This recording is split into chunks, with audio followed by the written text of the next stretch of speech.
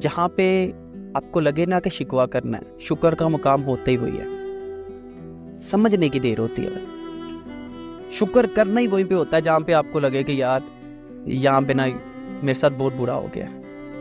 अब ये मिसाल ऐसी है कि देखो, आप एक दुकान पे जाते हो, आपने पैसे दिए, आप कुछ लिए बगैर वापस आ गए, यू आर सेंसेबल और नोट, यू आर डफर। पैसे भी दे दिए और चीज़ भी नहीं दी। टेंशन आई है, मुश्किलात आई, परेशानियाँ, आपने क्या किया? अपना टाइम दिया, मेंटल हेल्थ दी, इवन पैसा भी दिया होगा, लेकिन कुछ सबक नहीं लिया, आप डफर हो। फिर कुछ सीखो। तो बड़े बड़े वाकयात होते हैं ज़िंदगी में। किसी भी उस बंदे के पास बैठो जिसको आप सक्सेसफुल समझते हो।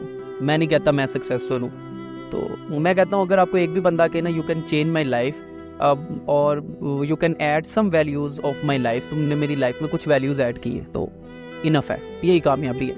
एक बंदा भी कमेंट करने वाला हो ना मेरी वीडियो के नीचे, मैं वीडियो बनाना नहीं छोड़ूंगा, मैं लोगों के पास जाना नहीं छोड़ूंगा, ठीक है? वो एक बंदा भी काफ़ी है, लंबी चौड़ी स्ट्रेंथ नहीं चाहिए, ठीक है?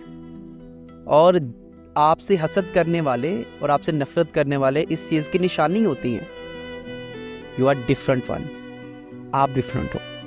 लोग खौफज़दा ही उससे होते हैं ना, रुकावटें उसके पैदा करते हैं उससे आगे। वो कहते हैं ना आम बंदे के साथ एक शैतान, हाफिज के साथ 2 होते हैं, 10 होते हैं, यही कोई रवायत होगी।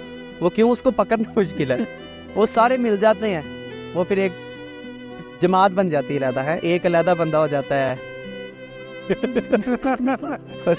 तो वो बात कहीं और निकल जाती है।